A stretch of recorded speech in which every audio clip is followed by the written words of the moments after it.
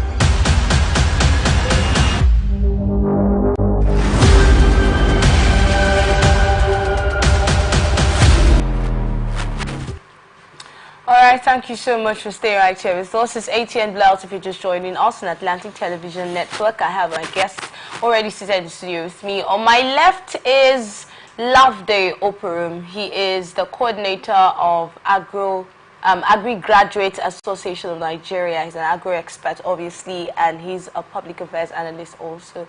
Good morning, Loveday. Good morning, Ini, and our viewers out there. Welcome. Thank you very much. All right. And on my right, I have with me Martins Okpara. Martins Okpara is the SUG president of the University of Port Harcourt. He's also a public affairs analyst, amongst many other things. Good morning, Martins. Good morning, Annie. The weekend looks good on you. Oh, thank you. I'm usually the one complimenting my guests. Okay. You know, I was going to tell Loveday that we're on the same color today. Sure. Welcome. So shocking. Okay. Looks like we planned it. But let's go straight to it now. We're going straight to Lagos State first of all.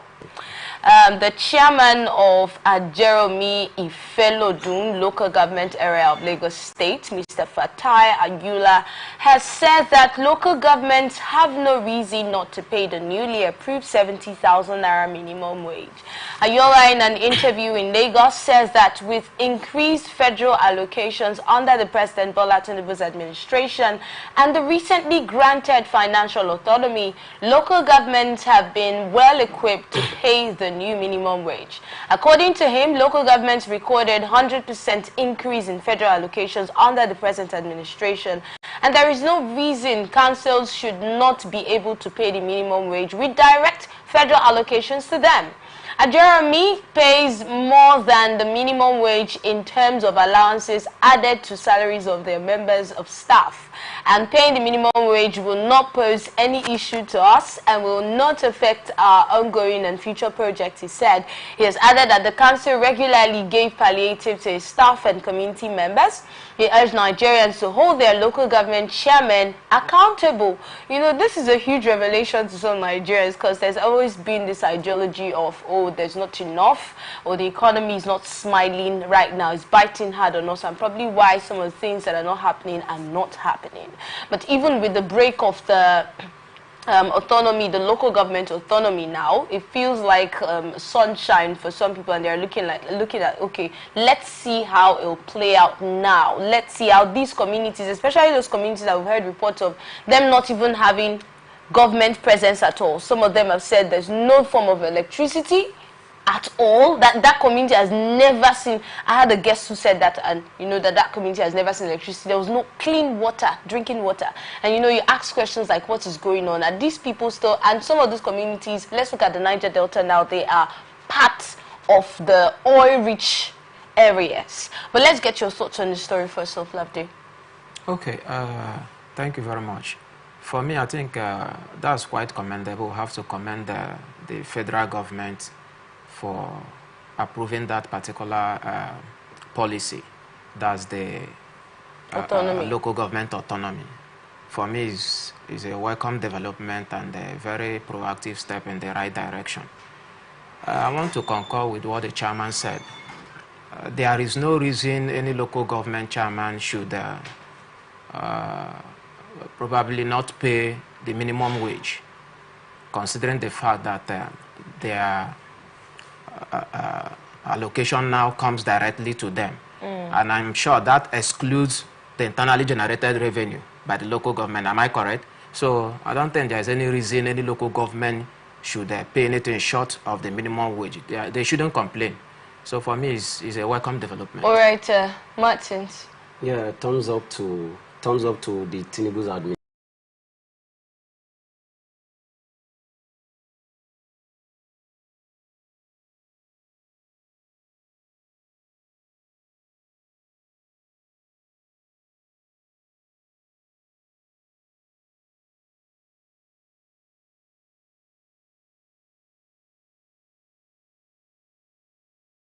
Chairman from any part of this country should give excuses at all.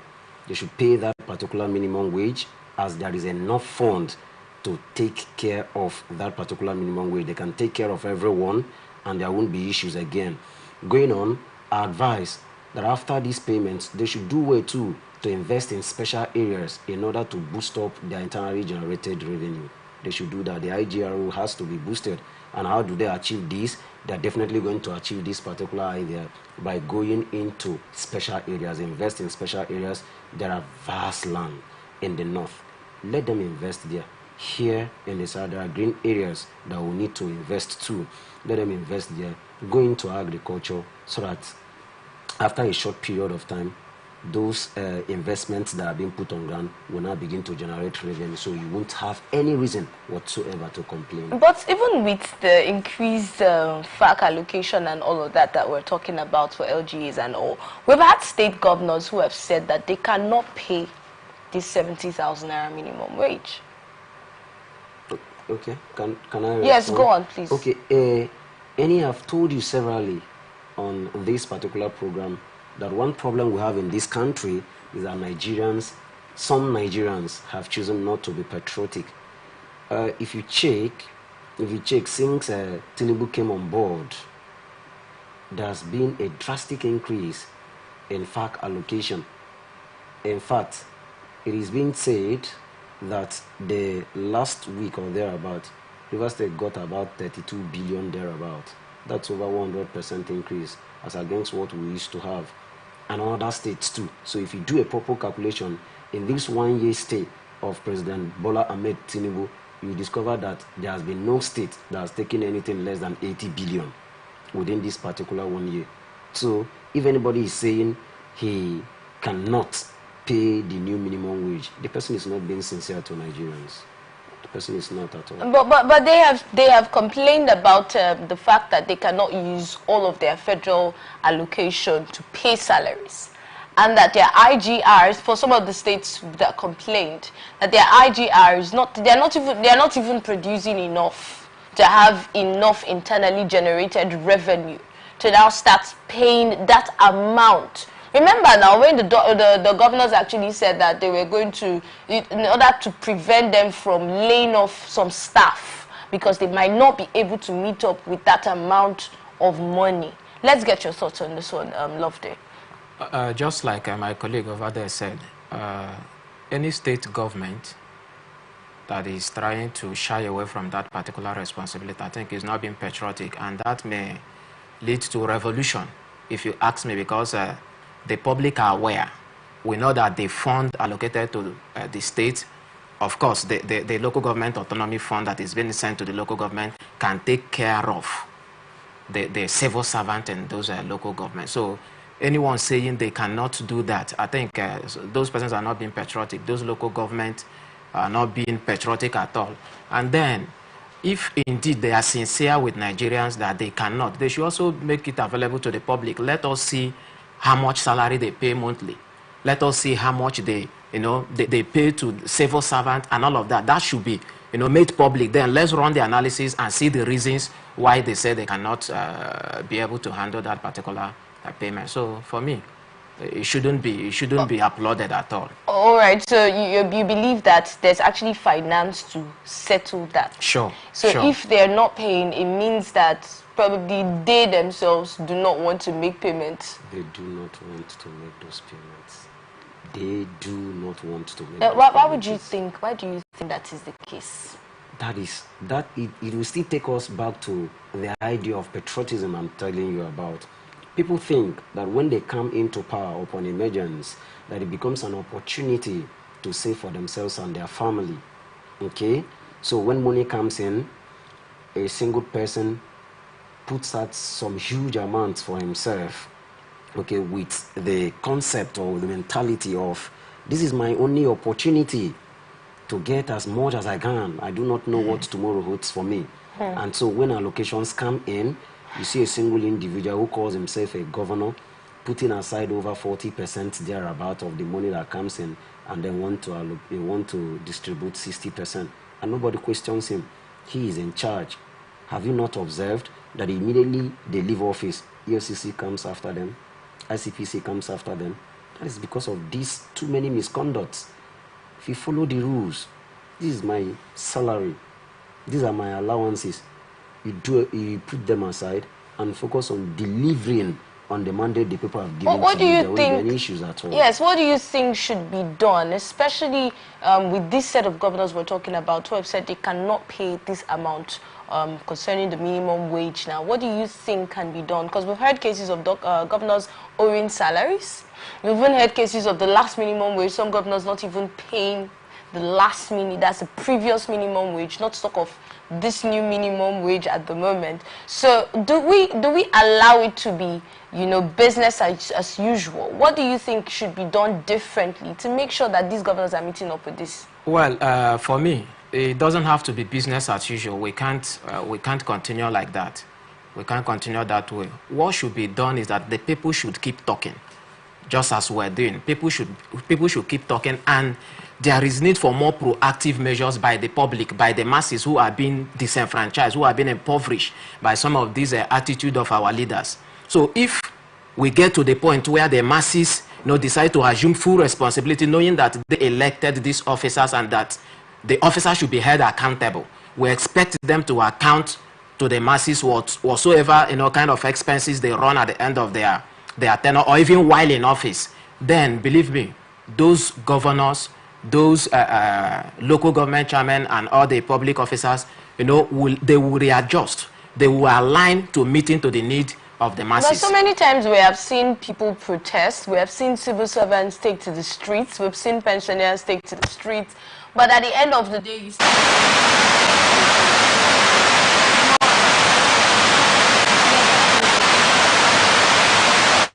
like that. So it's not the first time that people would be talking. Sure, I quite agree with you. You know, everything has level, everything has, you know, modalities. For me, there should be an advancement.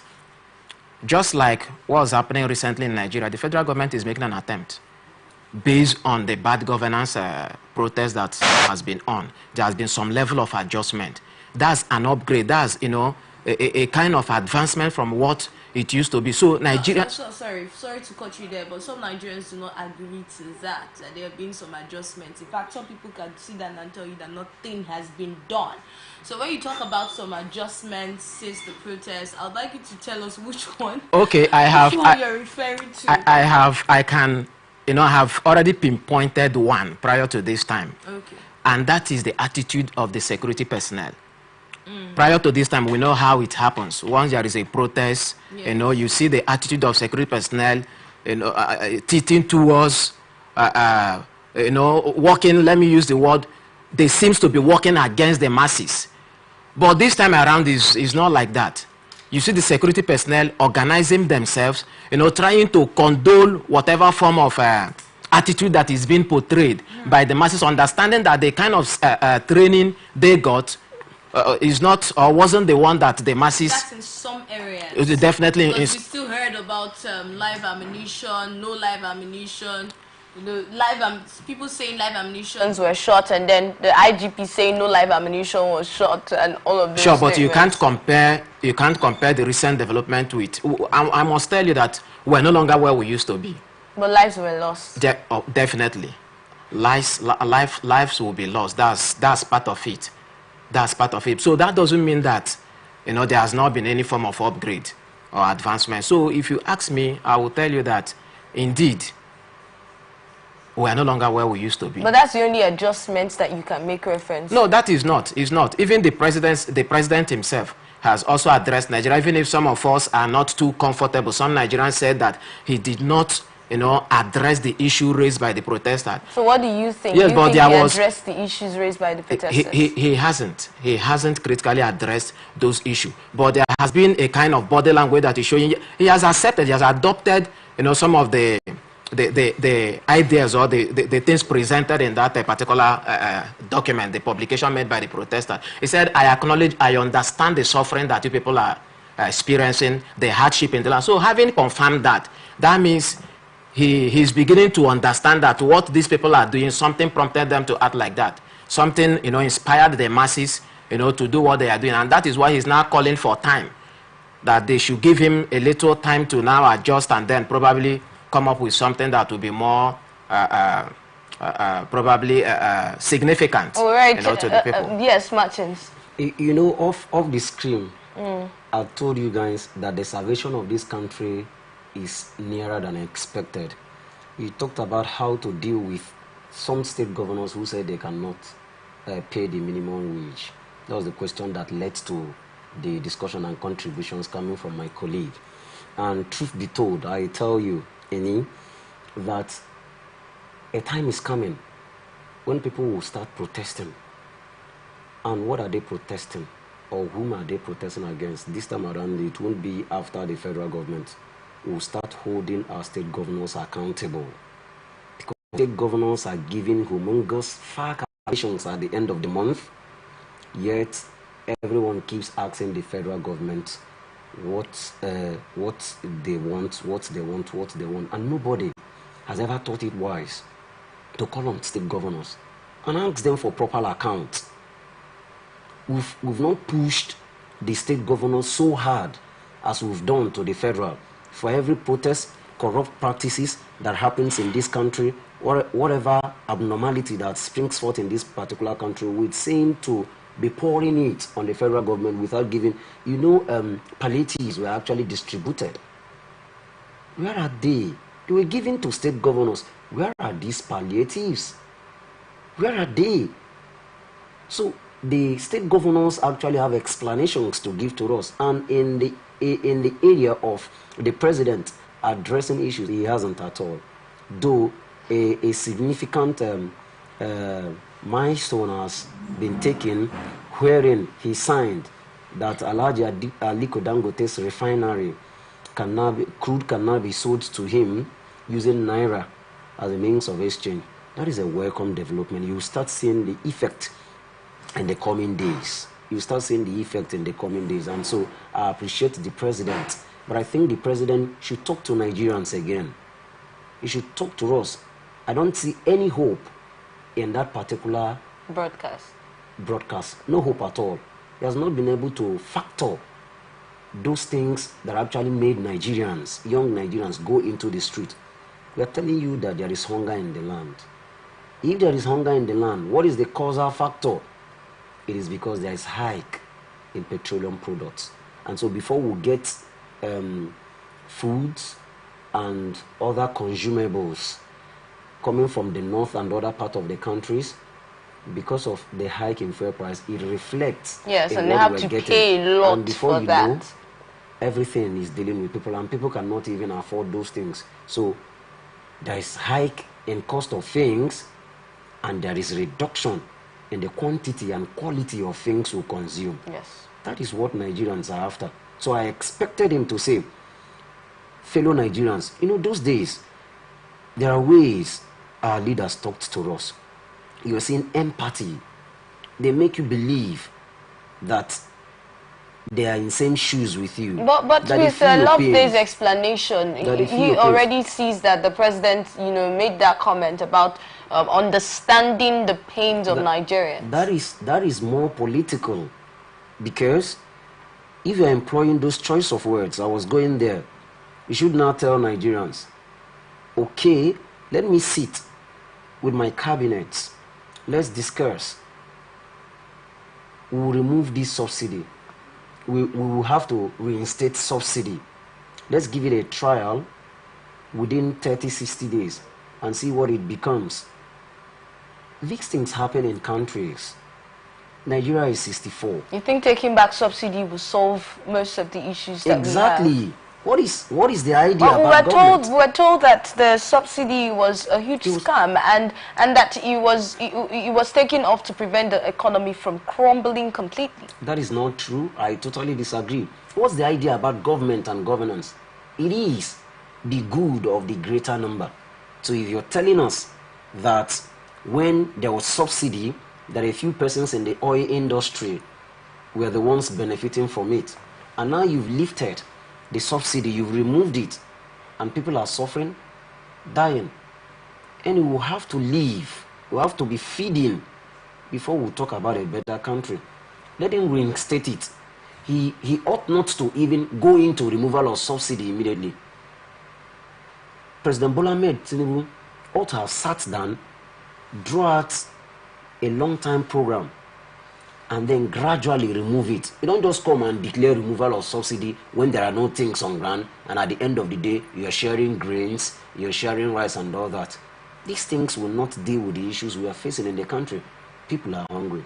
I am even hungry as I speak. Love Day. I remember the last time Love Day was here and he told me he was hungry. Yeah. But now you're saying that the president has, you know, addressed us and, you know, addressed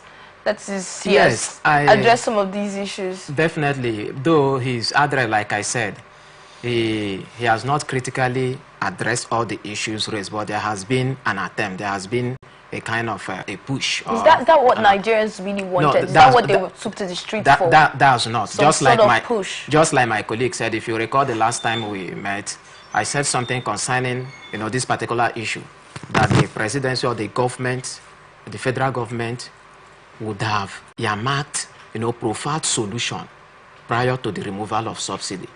That's exactly what is happening to Nigerians today. I believe that they didn't sit down. I subscribe to the issue based on the information given to the masses, given to Nigerians, the removal of subsidy from the information given, from the revelations made by the government.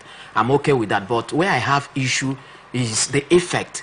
They would have sat back, considered very analytically the effect of this subsidy removal before the removal. So it would have been a spontaneous kind of action, you know, an immediate stuff. So that's the area the federal government missed it. And we want to appeal that they should go back to drawing board. I said something before. I said, if you're leading a people and the people are lamenting, you know, the people are crying, shouting over a particular thing, over a particular policy, of course, the essence of you being there is to ensure that the people lives well. Am I correct? Yes. That's the reason for governance. That's the essence of governance. So if there is a particular policy that is being implemented and is biting on the people, I don't think it's a hard thing. It's something too difficult for the leaders to go back and say, wow, this policy is affecting our people. It's also affecting our government. Let us make an adjustment. I don't think it's a difficult thing to do. You don't see the CNG vehicle innovation and the, yes, that's the CNG now. You don't see that innovation as a step by the federal government to cushion the effect of the fuel subsidy removal and fuel hike, Martins? I don't. You don't? I don't. You see, the idea about subsidy removal, I think the federal government knew what to do, but they never knew how to go about it. With all of the advisors and all of those people, the experts around the president. You know, there's this group from the West that told you that some of the presidential appointments, the ministers, that they were insignificant. They were just there doing nothing. And I subscribe to that particular statement. I buy into that particular idea. There are a few things he ought to have done. You're saying you're removing subsidy.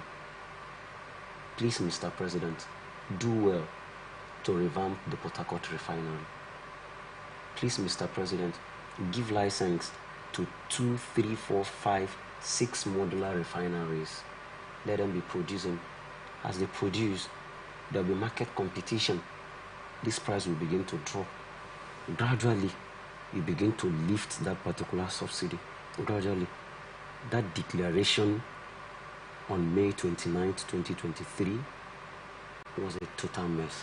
And that is what has kept this country right. where well, at the end of the day, looking at how much we were spending on that, in fact, from reports yesterday where we talked about we even subsidizing 4 other countries in Africa. That's like Nigeria spending so much money. And taking it off is more like, okay, let's save ourselves the stress of spending this much. And that's why a lot of Nigerians applauded it. No matter how we see the effects now, a lot of Nigerians applauded the removal of fuel subsidy because they saw it like a break, you know, especially when there have been talks about it being a scam. But let's move to the next story and let's go to Taraba State.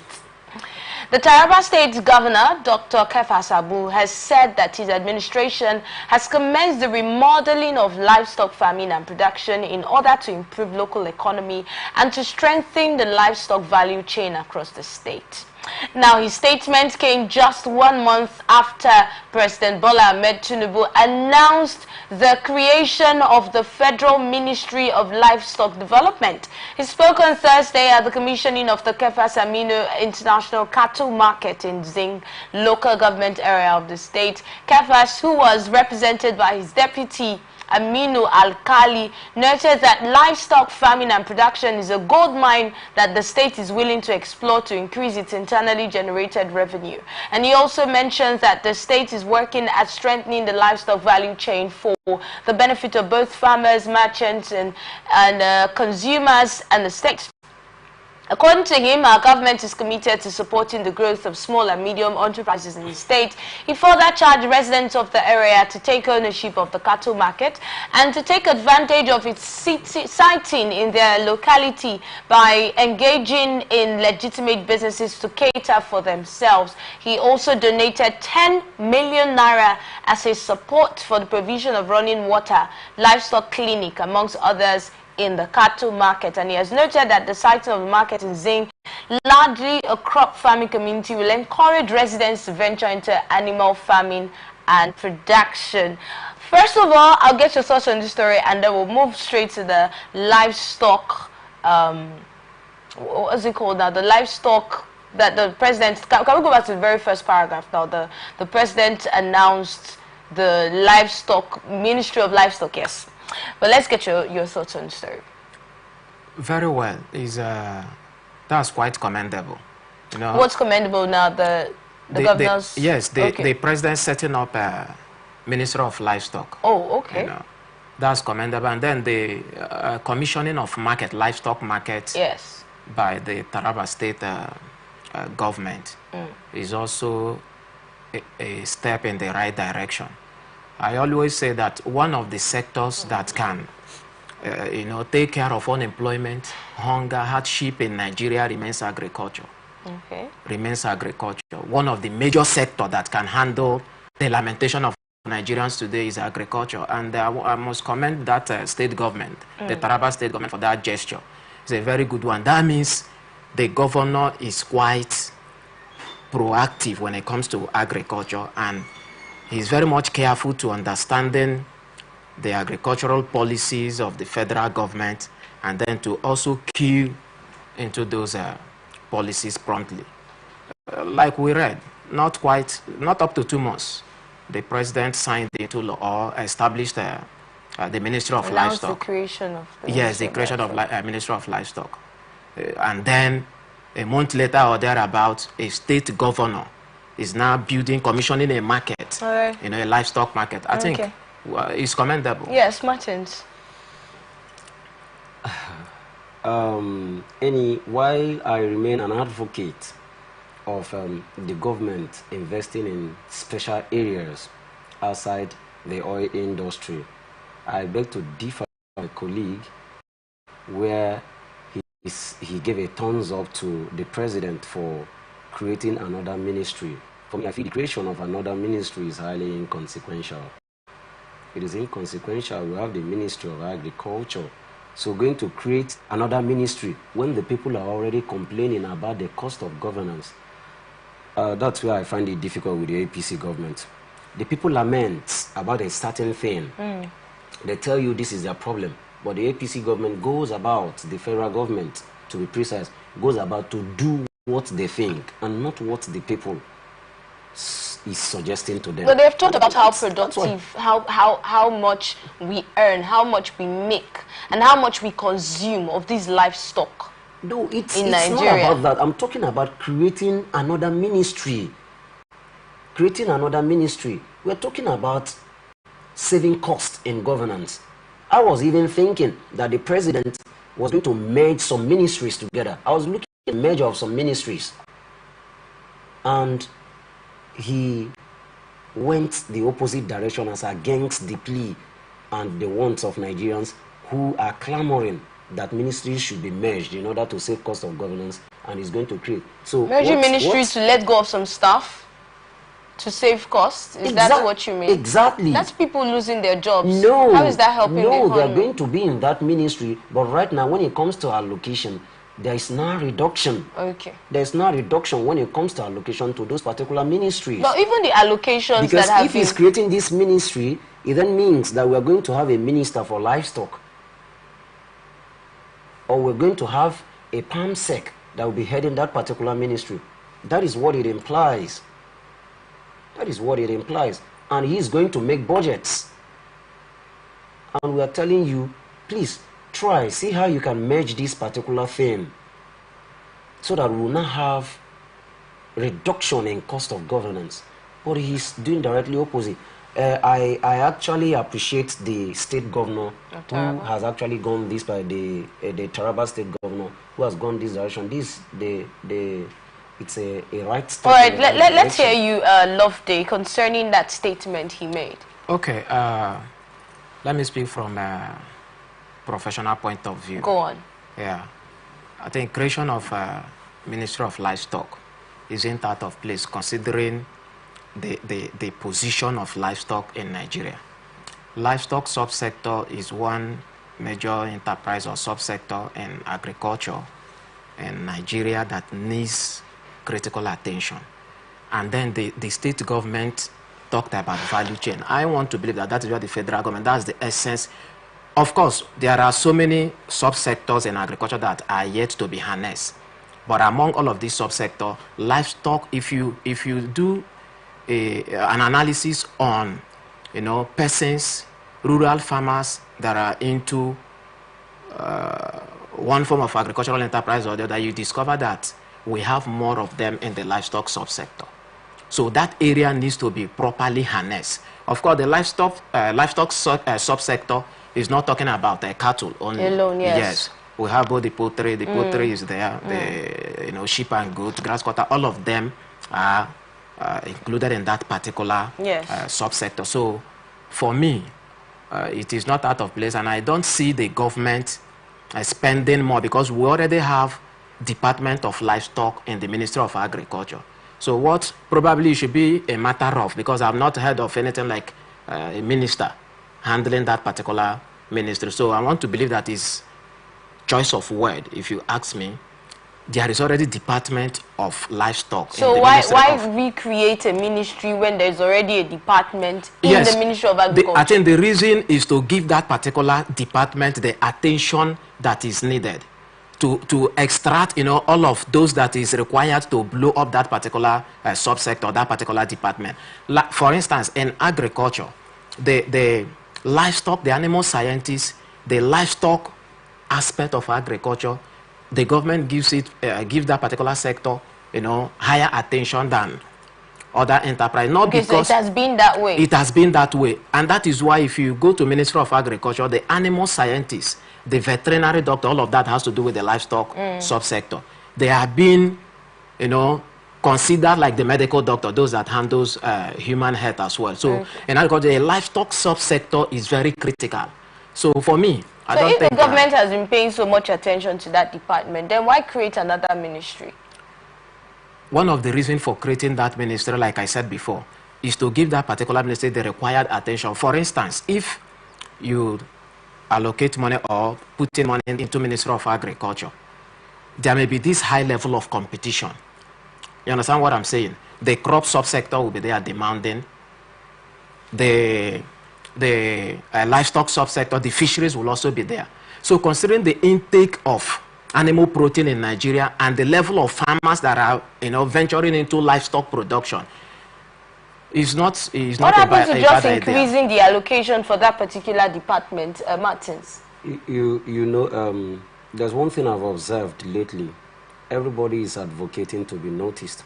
It even happens in universities where some persons or some disciplines are advocating to be seen as full-fledged faculties. Some places that were supposed to be courses, they're advocating to be a department and what have you. I have no issues with that, okay?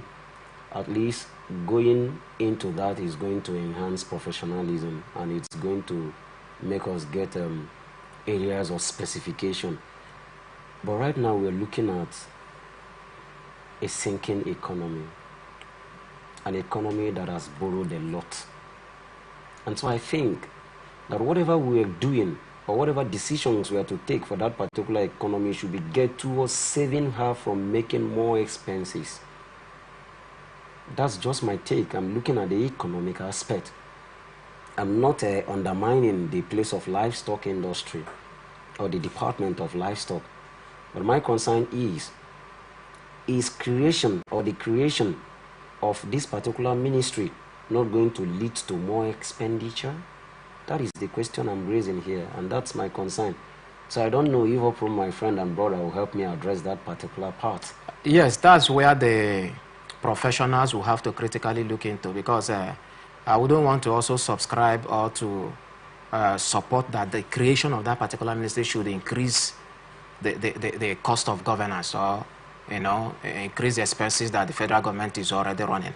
I see the profit aspect of it. I see the economic aspect of it, the jobs that that particular subsector is going to create if given the kind of attention that the federal government. I said something here last week, and I talked about feed production.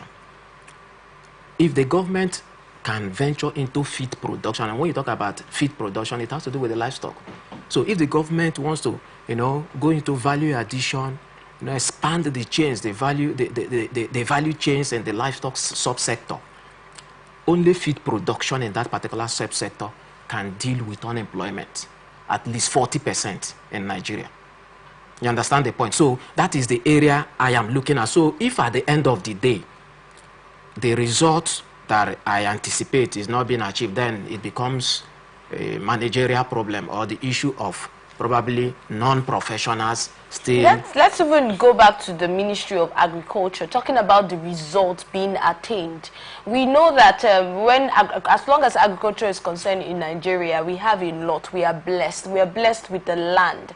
We are even blessed with the personnel. In fact, before we used to think that we don't have so many people as in that particular space. Yeah. But we have realized that we have the manpower, people who are ready to work. All right, so we are blessed with all of these. So how much have we even had the Ministry of Agriculture in the first place contribute? How much have we really had them? How much impact have the economy had from that particular ministry in the first place? Let's have love with this question.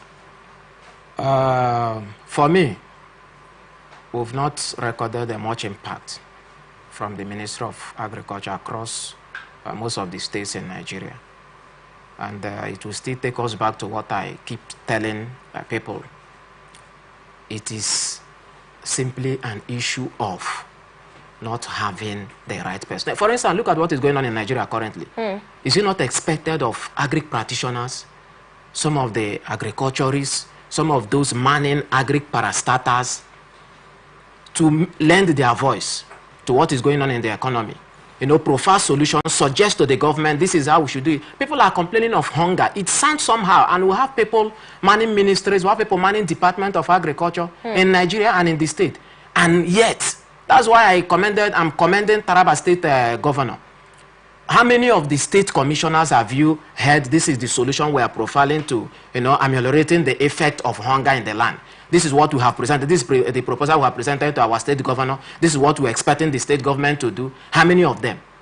So the impact of agriculture, or the agricultural personnel in Nigeria is not commendable. And yet we have allocation going to that particular ministry. Well, that's a deep, we may need to hear from them. So why would, that's not even a question, that's rhetorical now. So Okay. why would we then, instead of, don't you think that we should have looked at how to make that ministry more effective? Not saying they're not effective, but more effective, because we have the Ministry of Agriculture, Nigerians are crying of hunger. Some of them are not even effective. So why create another ministry when the one that we have is not effective, according to you?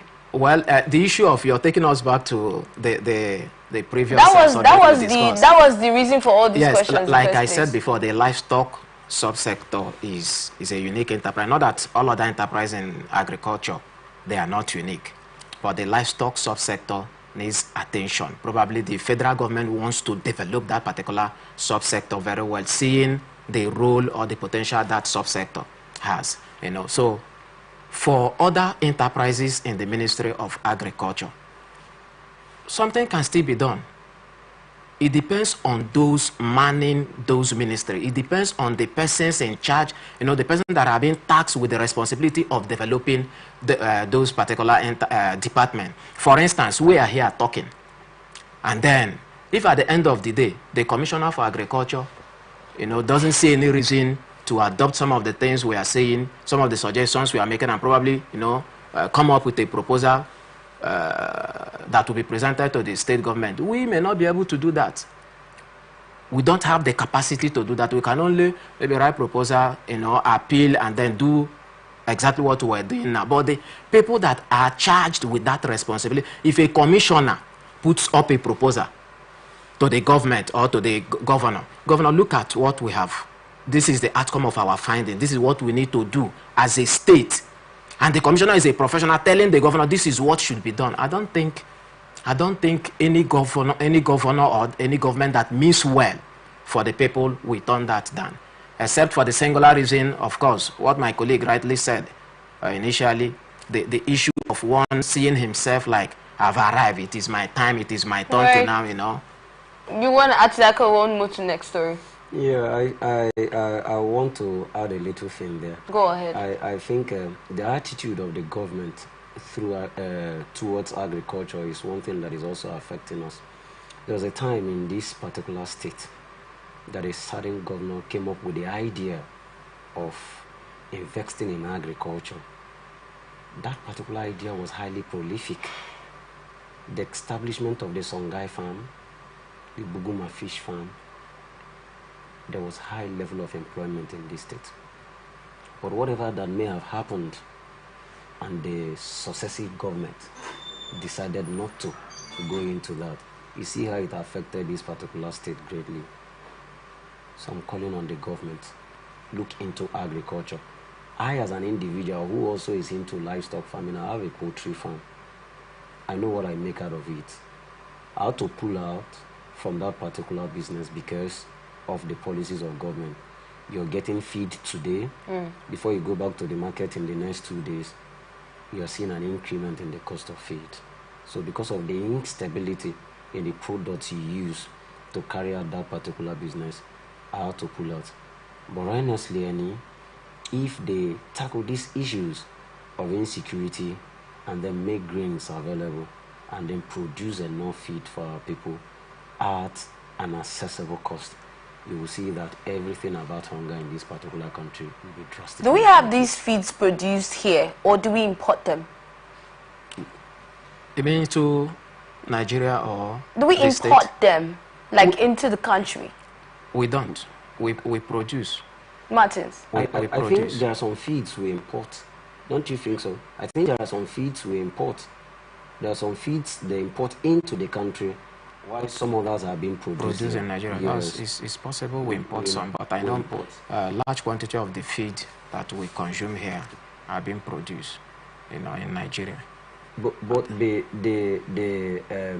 raw materials, most of them are being gotten from outside the country. Yeah. Like grains are gotten from Brazil or wheresoever, and then being brought to the country. Whereas we have vast lands. I told you there are green areas that you can actually grow grains. You can grow grain up to 3 times even in a year in a vast land. Of course. And when you do this, it reduces cost. So when we go to import grains and then they put import duties, taxing and what have you, everything skyrockets, and before the person goes into the final production and then put all his expenses and what have you, it becomes a bitter pill. And these are things that you feel like we can do here, like from the raw materials, we can get them here, we can produce everything here. So why are we stretching our hands outside? The same way one of agri-graduates coordinator tell us, the same way why are we going outside? One of the government functionaries said we import toothpick into Nigeria. Is that same mentality? Is it because it's not enough? Is it because what we're producing is not enough for our farmers here? That's not just the reason. This has to do with the issue of passion. Our people are so much, we have been engrossed by the euphoria of oil production and all of that. Oil is the end thing. That's the only thing that can. No, we have a Ministry of Agriculture, and you are advocating for. You're advocating for the next ministry.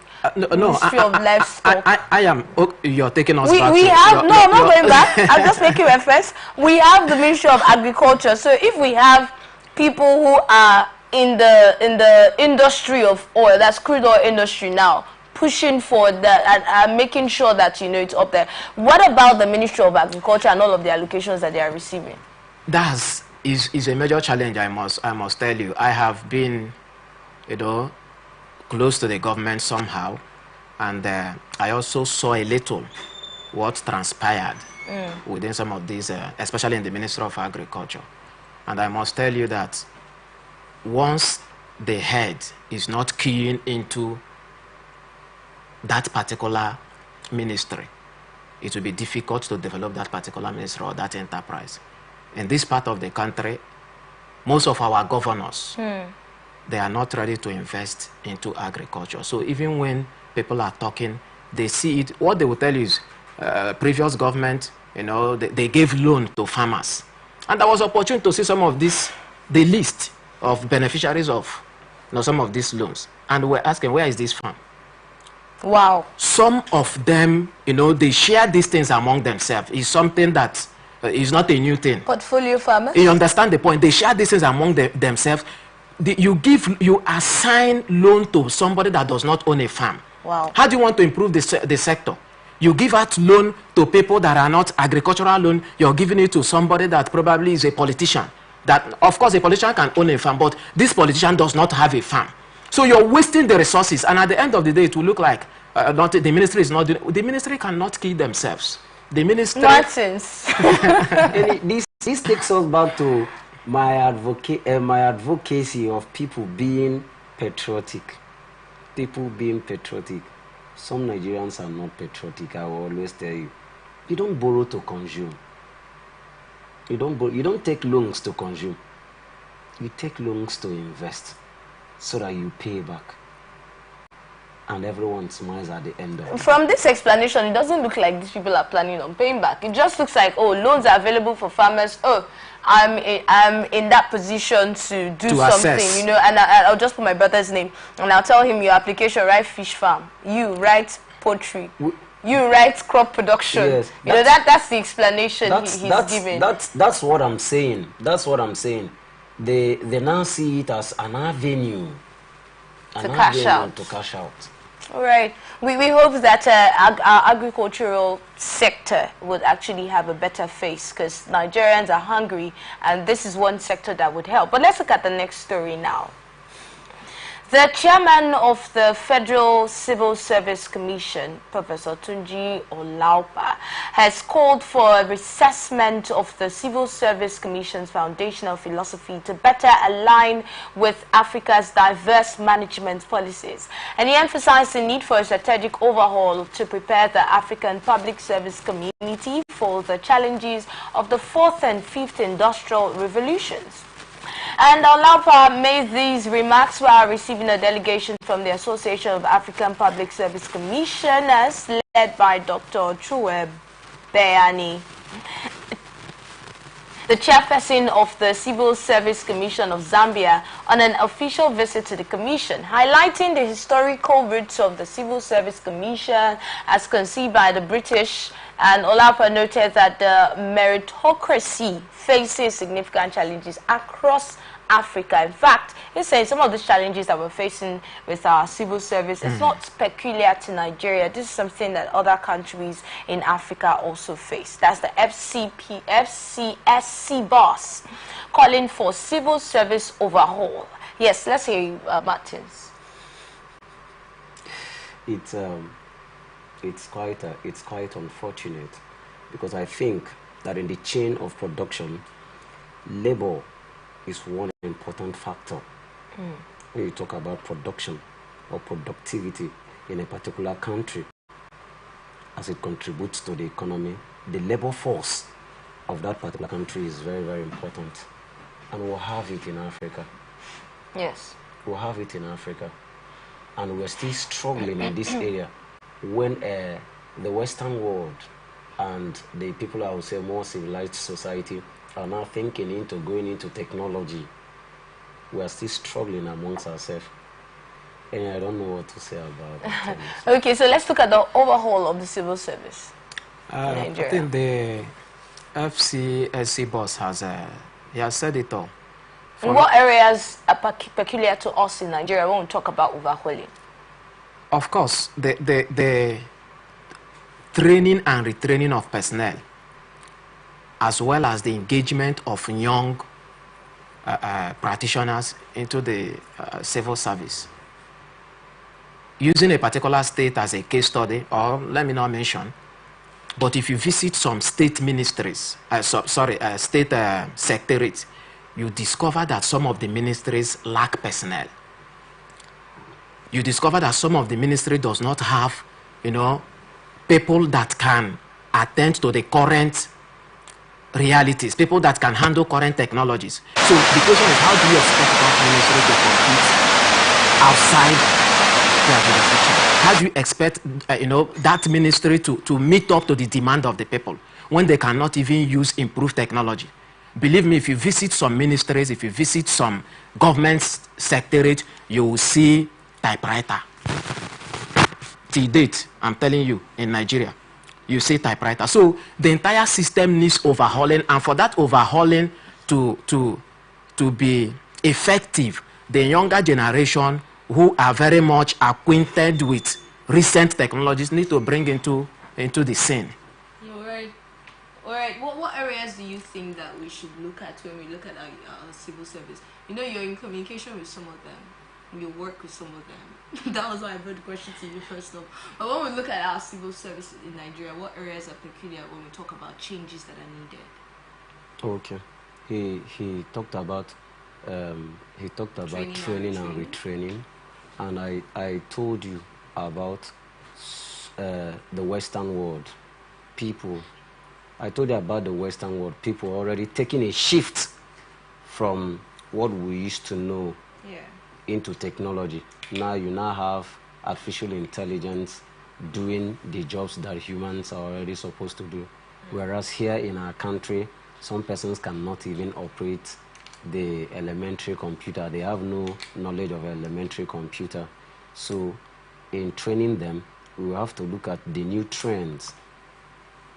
A new trend. So you begin to go into a comparative analysis. Okay. How is civil service being practiced in some of these countries that we see as modern countries, as developed countries? Yes. How is civil service being practiced in that particular area? How do we bring it into the country? How do we bring it into Nigeria? And I think one way of bringing it into Nigeria is to buy into what my colleague said here: engage younger people. Engage younger people in civil service. When you engage younger people who are acquainted with the new trends, you begin to see drastic improvement. The talks we're hearing about younger people or people who are trying to come in, asked to pay certain amounts of money for this particular ministry, you pay this amount. But if you want this other ministry, you pay this amount for you to get employment. If we keep having cases like that, we've been hearing talks about that, and if we keep having cases like that, it will be quite difficult for us to get more people incorporated into the system. So that is the corruption in the civil service that should also be looked into and taken care of. At this point, we'll go on a short break, and when we return, the conversation continues. We have other GC stories for you. Please stay with us on ATN.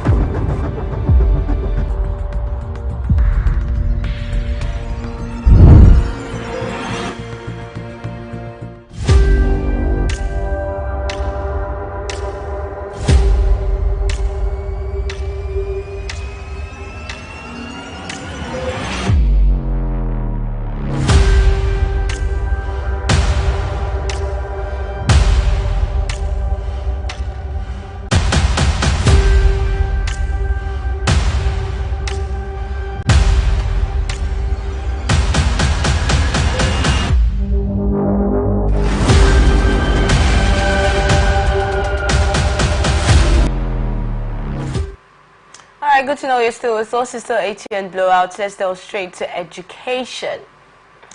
Nigerian Education Loan Fund, that's now fund, says it has successfully disbursed 20,000 naira in monthly upkeep stipends to 20,371 students in 6 universities across the country. The stipend, which was for the month of July, according to the nation's student loan agency, covers only students whose institutional fees have already been paid by NEL Fund.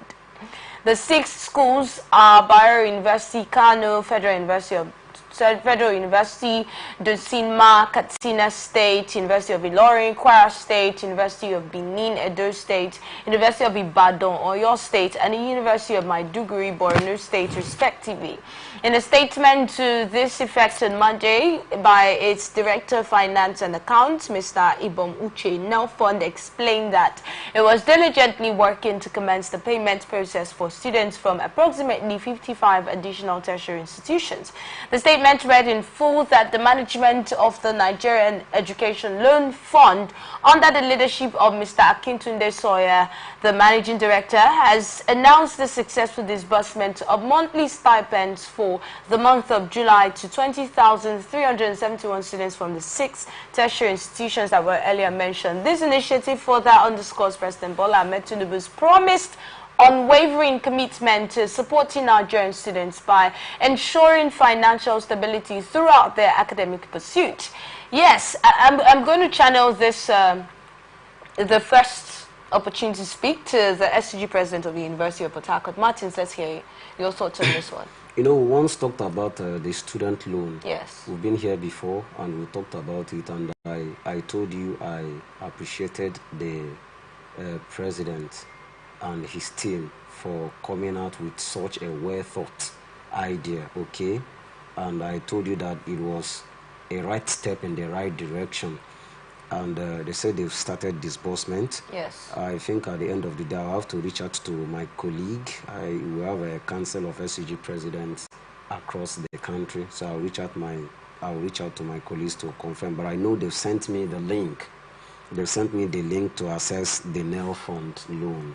I actually have the link, and I've been sharing it on different platforms, okay, here in the University of Port Harcourt, so that our students can actually have access to this particular loan. So I appreciate the President, who in this time has actually taken a well-thought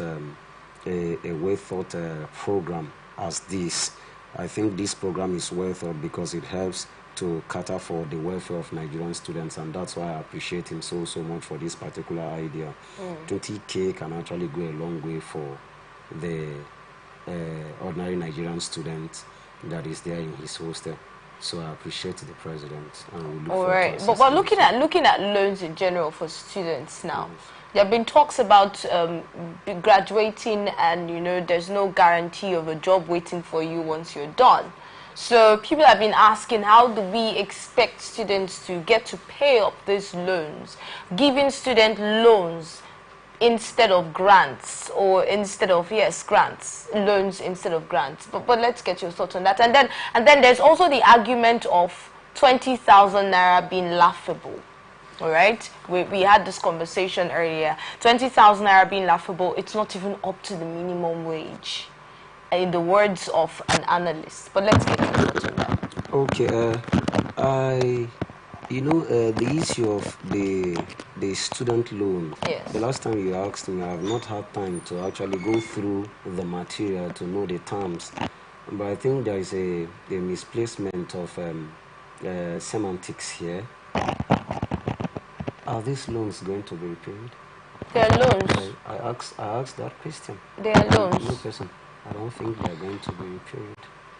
But they are loans. I think they are grants. But why are they called loans? I don't know. The president told us they are loans and you don't think they are grants. If they are loans, how do we pay back?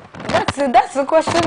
In fact, let's go to Lovely first of all before we come back, because the students, it seems the students who are taking this loan, they don't know, because it's going to look like they don't know it's a loan. I don't want to believe that. I'm thinking that the loan there has to do with the system, the platform that is providing this particular stipend for the students. Exactly. You understand? Not that the stipend that is being given is a loan. Exactly. National Education Loan Fund. No, that's very wrong, because ever since it was talked about right from the beginning, okay, we have been told, we all know, well, let's not change the definition of a loan. A loan is a loan. A grant is a grant. They cannot be used as interchangeably now, as synonyms rather. So it's a loan. That's what we're told. That's what reports have told us. As far as this 20,000 from the students' loan for their fees now, yes, and even for businesses. That's what we're told. That students will be giving loans for businesses and for their fees. For students who cannot pay their fees, that is the explanation that we were given. Okay, first of all, let me commend the federal government for that initiative. But just like you said, if the particular stipend that we had, that the platform has started paying is a loan, then that means the federal government has to review. No, the student loan now. Let's look at this, the student loan for their fees now. For their fees, yes, that the disbursement has already begun.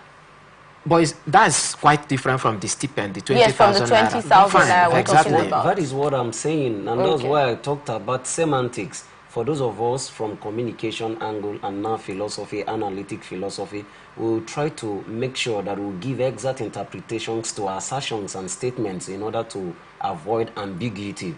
That's the essence of doing a study of semantics, okay?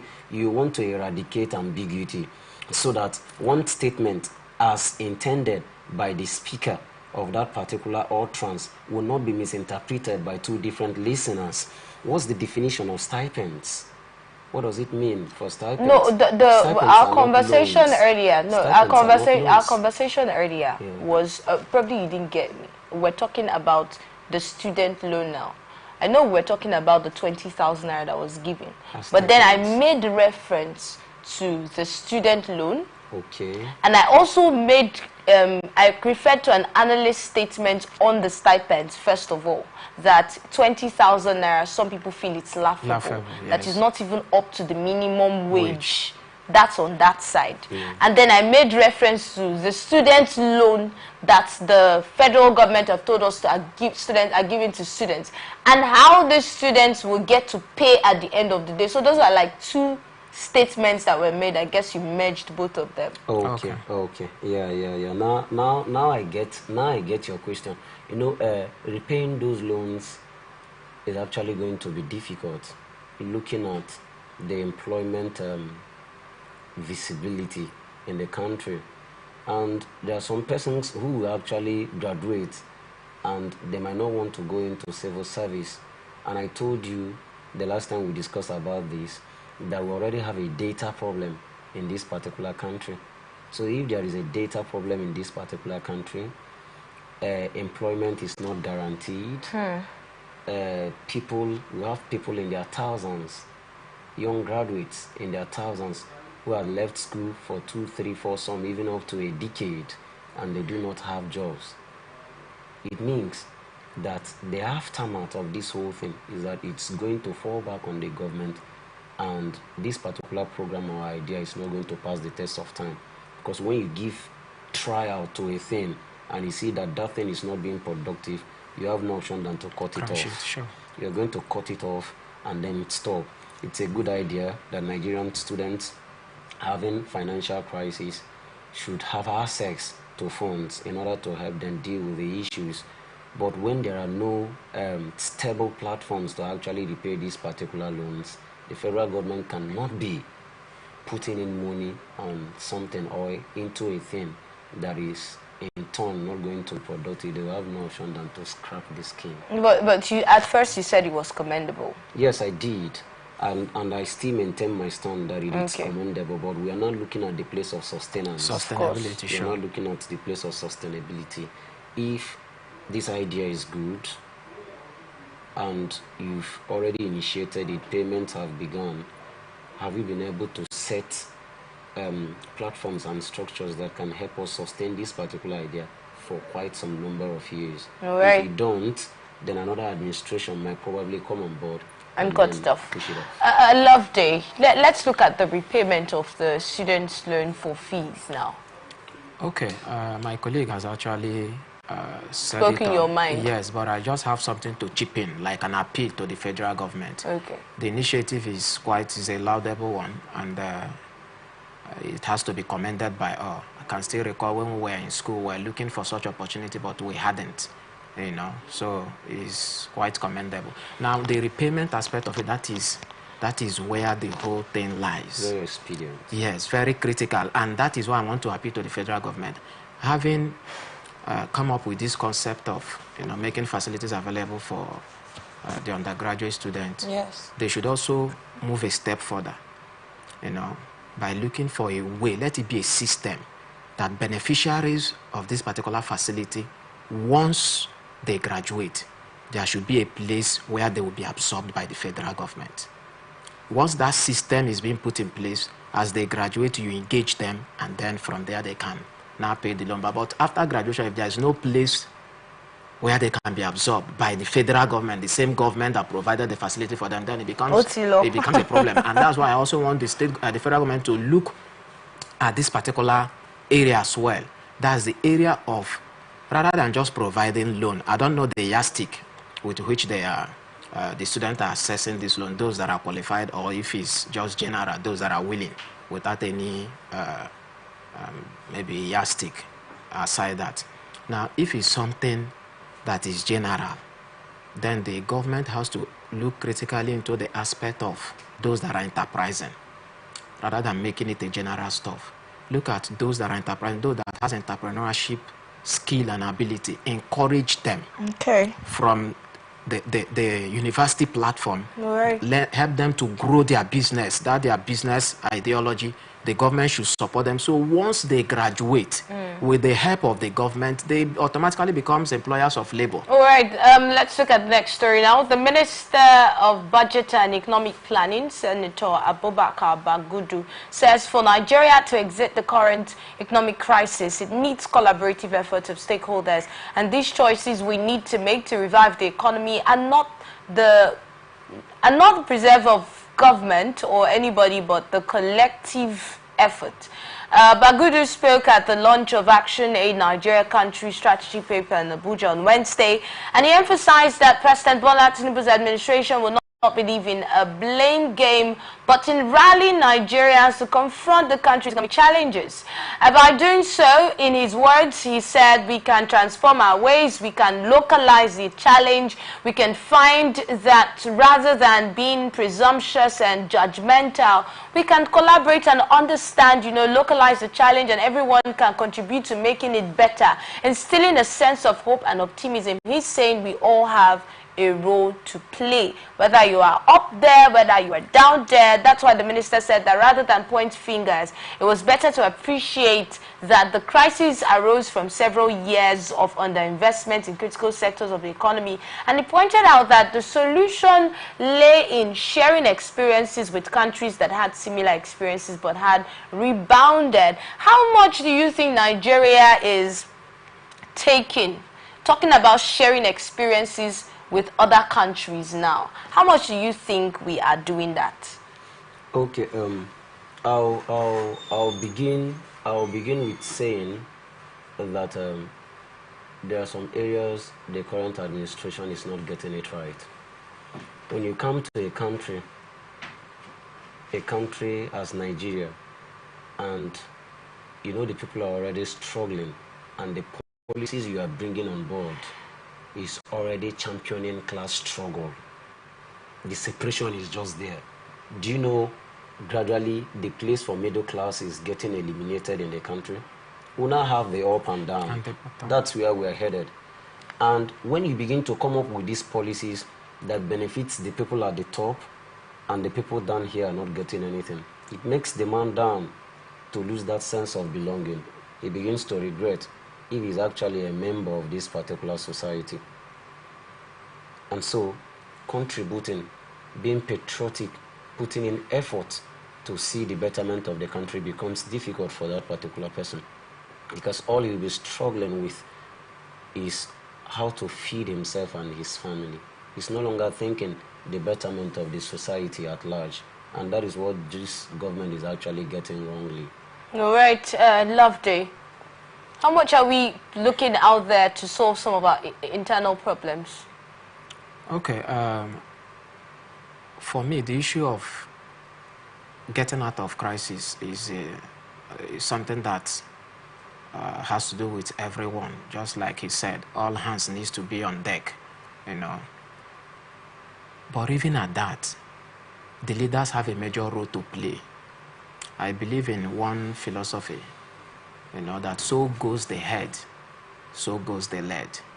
If there is a crisis, if there is a particular challenge, just like we're experiencing in Nigeria, the leadership of the country has a major role to play and should be held responsible.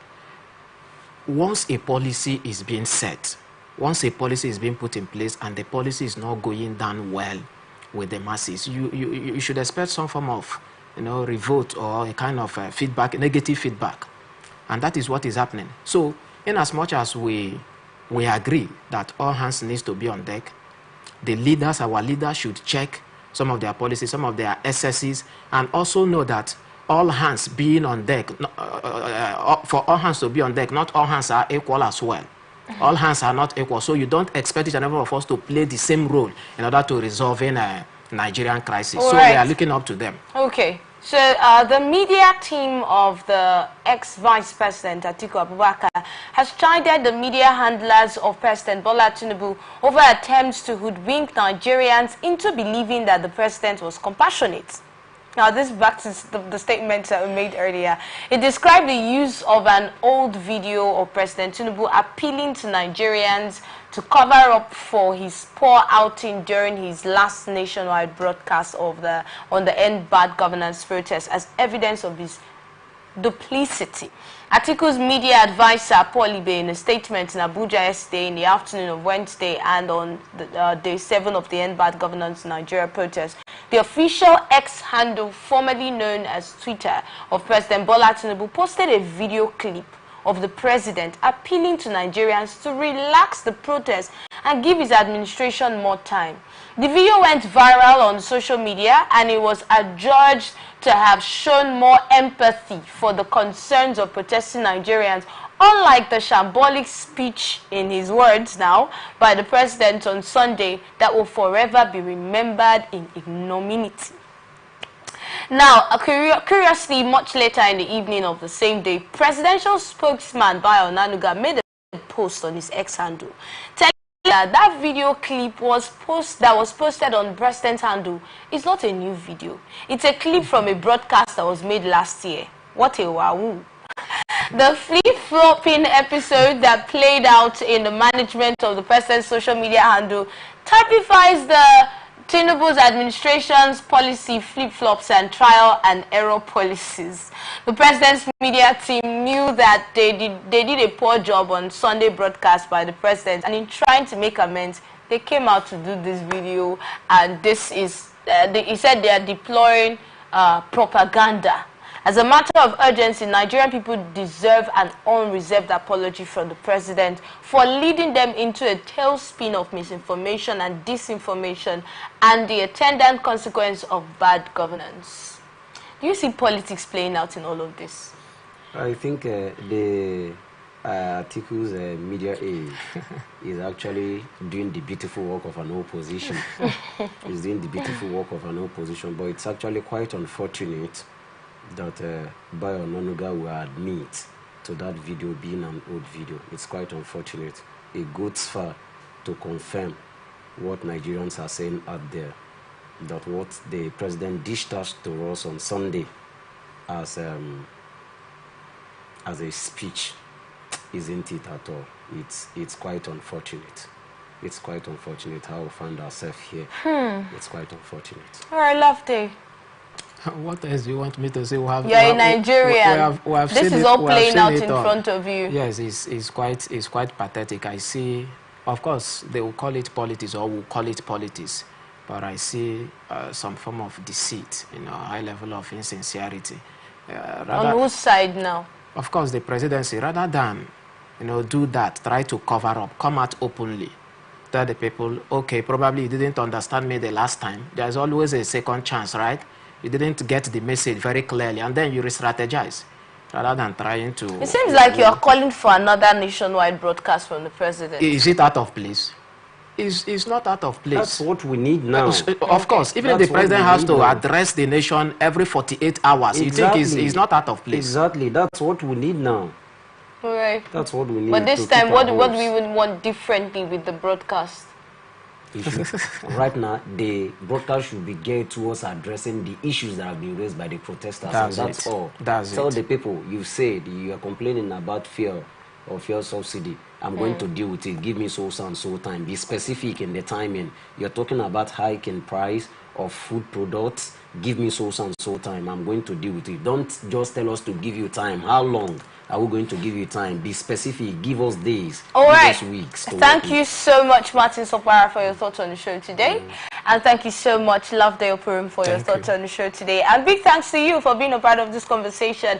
I wish I wouldn't have been possible without you. Remember, we are open for sponsorship and partnership. Stay connected with us on all of our socials on Facebook and YouTube at Atlantic Television Network, on Instagram and TikTok at Atlantic TV Network 1, and on X at Atlantic TV Net. Watch us live on our website at www.atlanticnetwork.tv.